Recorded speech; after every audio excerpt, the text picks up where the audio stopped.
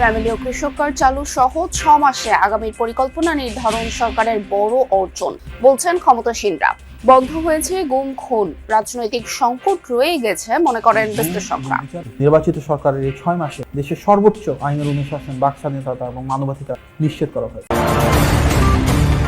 দেশকে নতুন কিছু দিতে পারেনি বিএনপির সরকার, মূল্যায়ন জামায়াত নেতাদের। বিদ্যুৎ জ্বালানিতে অস্বস্তি, দলীয় সংকীর্ণতার কারণে পুরনো বৃত্তে ঘুরপাক। জনগণের যে আকাঙ্ক্ষা সেটা বাস্তবায়ন হয়নি, কারণ হলো আমরা যে সুযোগটা পেয়েছিলাম সেই সুযোগটা আমরা কাজে লাগাইতে পারি। নিম্নচাপের প্রভাবে বিভিন্ন জায়গায় বৃষ্টি, ডুবেছে চট্টগ্রামের নিচু এলাকা। ঘর থেকে বেরিয়ে বিপাকে পড়া মানুষের ক্ষোভ। বিদ্যুৎ প্রশাসনের দায়িত্ব হলো নালা পরিষ্কার করা। ওনারা নালা পরিষ্কার করার বলে অল্প পানিতেই পানির রাস্তা ডুবে যায়। এই এলাকায় বৃষ্টি আসলে এই শিয়া পানি হয়ে যায়, সামনে তো আরো বেশি ভয়াবহ অবস্থা। অটোরিকশা নিবন্ধন পেতে হলে ব্যাটারি চার্জ করতে হবে সৌর বিদ্যুতে, জানালেন এলজিআরডি প্রতিমন্ত্রী। এক জোনের এক রঙের বাহন যেতে পারবে না অন্যত্র। এতক্ষণ শুনছিলেন সংবাদ শিরোনাম, এখন শুনবেন বিস্তারিত। নির্বাচিত সরকারের অধীনে দেশ পরিচালনায় বর্তমান সরকারের 6 মাসের বড় অর্জন। ক্ষমতায় এসে বাস্তবে রূপ দেওয়া হয়েছে প্রতিটি নির্বাচনী অঙ্গীকার। বন্ধ হয়েছে গুম খুন কিংবা বিচার বহির্ভূত হত্যা। আছে গণতান্ত্রিক পরিবেশ আর বাক স্বাধীনতা। নতুন সরকারের 6 মাস নিয়ে এই আত্মমূল্যায়ন ক্ষমতাসীনদের। যদিও বিশ্লেষকরা বলছেন প্রতীকী কাজ করলেও নেই দৃশ্যমান অগ্রগতি। সরকার গৃহীত কর্মসূচিকে ইতিবাচক বললেও রাজনৈতিক সংকট রয়েই গেছে বলে মনে করেন তারা। 12 ফেব্রুয়ারি অনুষ্ঠিত স্বতঃস্ফূর্ত ও গ্রহণযোগ্য নির্বাচনে বিপুল সংখ্যাগরিষ্ঠতা পায় বাংলাদেশ জাতীয়তাবাদী দল বিএনপি। 17 ফেব্রুয়ারি সরকার গঠন করে প্রধানমন্ত্রী তারেক রহমানের নেতৃত্বাধীন দল। 5 বছর মেয়াদী সরকার 6 মাস পার করল। প্রতিদিনই সরকার প্রধান তারেক রহমান পার করছেন ব্যস্ত সময়। প্রধানমন্ত্রীর কঠোর নজরদারিতে মন্ত্রীরাও তটস্থ। নির্বাচনের প্রতিশ্রুতি অনুযায়ী সরকার বাস্তবায়ন শুরু করেছে ফ্যামিলি কার্ড, কৃষক কার্ড, খাল খনন, ইমাম ওলামা মাশায়েখদের ভাতা দেয়া সহ নানান সামাজিক কর্মসূচি। এসব অঙ্গীকার বাস্তবায়ন শুরুর পাশাপাশি অর্থনৈতিক উন্নয়নে আগামীর কর্মপরিকল্পনা নির্ধারণকে সরকারের এই সময়ের অর্জন বলছেন দায়িত্বশীলরা। গোটা জাতি মূল্যায়ন করবে যে প্রতিশ্রুতি প্রধানমন্ত্রী দিয়েছেন সেই প্রতিশ্রুতিগুলোর বাস্তবায়ন হচ্ছে কিনা। প্রধানমন্ত্রী ব্যক্তিগতভাবে তার সাদাসিধা জীবনযাপন, এত পিপল ওরিয়েন্টেড, এগুলো সবকিছুই বিবেচিত। ধারাবাহিকভাবে কোনোটাতে প্রি ট্রায়াল, কোনোটাতে ট্রায়াল, ফেজ 1, এভাবে কিন্তু প্রত্যেকটা কর্মসূচিকে বাস্তবতায় পরিণত করা হয়েছে, যেগুলো একটা সময় অনেকে মনে করছিলেন নিছক পরিকল্পনা। শিক্ষা এবং স্বাস্থ্যে যে গুণগত সংস্কার প্রয়োজন, মৌলিক কাঠামোগত পরিবর্তনগুলো রয়েছে, সেগুলো করা হচ্ছে। দেশের কিভাবে আরো বেশি আমরা বিনিয়োগ আনতে পারবো, কিভাবে আমাদের প্রবৃদ্ধি বাড়বে, কিভাবে কর্মসংস্থান তৈরি করবে, নারী এবং তারুণ্যের আকাঙ্ক্ষাকে কিভাবে ধারণ করবে, সেগুলো নিয়ে কাজ চলমান রয়েছে। 6 মাসে সরকার দেশকে নতুন কিছু দিতে পারেনি। ফ্যাসিবাদ আমলে সবকিছু চালু রাখাই তাদের সবচেয়ে বড় ব্যর্থ। এমন মূল্যায়ন করে জামায়াত নেতৃত্বাধীন বিরোধী জোট নেতারা বলছেন সরকারের কথা কাজে গণতান্ত্রিক আচরণ দেখা যাচ্ছে না, বরং আগের মতোই বিভাজনের রাজনীতি শুরু করেছেন। তাদের মতে গ্যাস, জ্বালানি ও বিদ্যুৎ সরবরাহের ব্যর্থতা সহ সরকারের শুরুটা ভালো হয়নি। সামনের দিনগুলো নিয়েও আশান্বিত হওয়ার মতো কিছু নেই। ত্রয়োদশ জাতীয় নির্বাচনে নিরঙ্কুশ সংখ্যাগরিষ্ঠতা নিয়ে 17 ফেব্রুয়ারি সরকার গঠন করে বিএনপি। গণঅভ্যুত্থান পরবর্তী নির্বাচনে জয়লাভ করে সরকার পরিচালনার 6 মাস পার করতে যাচ্ছে বিএনপি। বিরোধী দলের নেতারা মনে করেন বৈষম্যহীন নতুন বাংলাদেশ বিনির্মাণের আকাঙ্ক্ষায় যে অভ্যুত্থান হয়েছিল তা হোঁচট খেয়েছে। আমরা কেউ সংবিধান সংস্কার পরিষদের সদস্য হিসেবে নির্বাচিত হইনি। বিএনপি সরকার ক্ষমতা নিয়েই গণভোটের রায় উপেক্ষা করে শুরুতেই ব্যর্থতার পরিচয় দিয়েছে।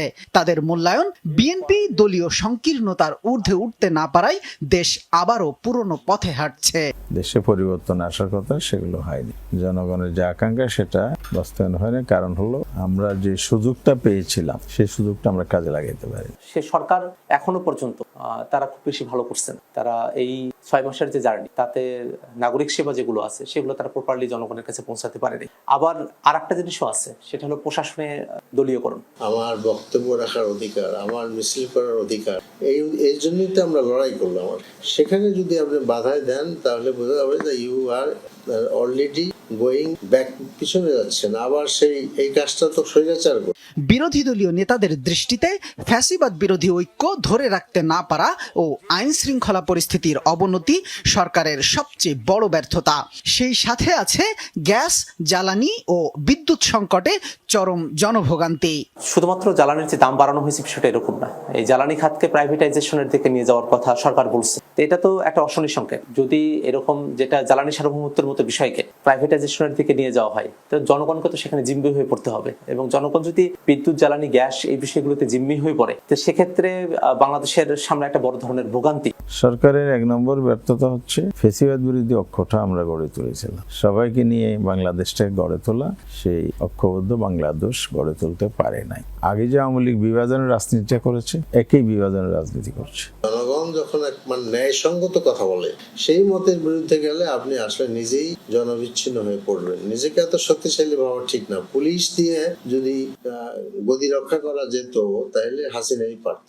ভারী বৃষ্টিতে চট্টগ্রাম নগরের বিভিন্ন এলাকায় তৈরি হয়েছে জলাবদ্ধতা। চরম দুর্ভোগে পড়েছেন নগরবাসী। মধ্যরাত থেকে শুরু হয় ভারী বর্ষণ। সকাল 9টার পর বৃষ্টি কিছুটা কমলেও নগরীর আগ্রাবাদ, মুরাদপুর, শোলশহর, বাকুলিয়া সহ বেশ কিছু নিচু এলাকা তলিয়ে যায় পানিতে। সকালে অফিসগামী মানুষ ও শিক্ষার্থীরা বের হয়ে দুর্ভোগে পড়েন। কোথাও কোথাও সড়কে হাঁটু থেকে কোমর সমান পানি উঠে যাওয়ায় যানবাহন চলাচল ব্যাহত হয়। কিছু স্থানে বৃষ্টির পানি ঢুকে পড়ে বাসাবাড়ি, দোকানপাট ও ব্যবসা প্রতিষ্ঠানে। সকাল 6টা থেকে 9টা পর্যন্ত 3 ঘন্টার বৃষ্টিপাত রেকর্ড করা হয় 109 মিলিমিটার। আবহাওয়া অফিস জানিয়েছে, বঙ্গোপসাগরে নিম্নচাপের প্রভাবে পরবর্তী 48 ঘন্টায় চট্টগ্রাম, খুলনা, বরিশাল ও সিলেট বিভাগের কোথাও কোথাও ভারী থেকে অতি ভারী বৃষ্টি হতে পারে। ভারী বর্ষণের কারণে পাহাড় ধসেরও আশঙ্কা করা হচ্ছে।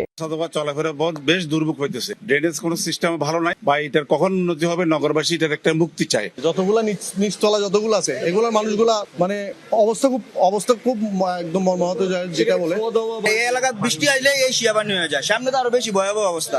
ব্যাটারি চালিত রিকশা এবার নিবন্ধনের আওতায় আনতে যাচ্ছে সরকার। রেজিস্ট্রেশন পেতে হলে এসব রিকশার ব্যাটারি সৌর বিদ্যুতে রিচার্জ করার বাধ্যবাধকতা রাখা হয়েছে বলে জানিয়েছেন স্থানীয় সরকার প্রতিমন্ত্রী মীর শাহে আলম। সকালে সচিবালয়ে সৌর বিদ্যুতের ব্যবহার নিয়ে বৈঠক শেষে এসব কথা জানান তিনি। মীর শাহে আলম আরো জানান, ব্যাটারি চালিত রিকশাকে সিটি কর্পোরেশনের অধীনে রেজিস্ট্রেশনের আওতায় আনতে বিধিমালা করা হচ্ছে। রাজধানীতে 8টি জোনে ভাগ করা হবে। প্রতি জোনে আলাদা রঙের রিকশা চলবে। তারা জোনের বাইরে গেলে ব্যবস্থা নেওয়ার কথা জানান প্রতিমন্ত্রী। বিধিমালা প্রণয়নের পর 13টি সিটি কর্পোরেশন, পৌরসভা ও উপজেলা সহ সব জায়গায় তা কার্যকর করা হবে বলে জানান মীর শাহে আলম। তিনি আরো জানান, মন্ত্রী পরিষদ বিভাগের সিদ্ধান্ত অনুযায়ী সিটি কর্পোরেশন, পৌরসভা সহ দপ্তরগুলোতে নবায়নযোগ্য জ্বালানি ব্যবহারের সিদ্ধান্ত হয়েছে।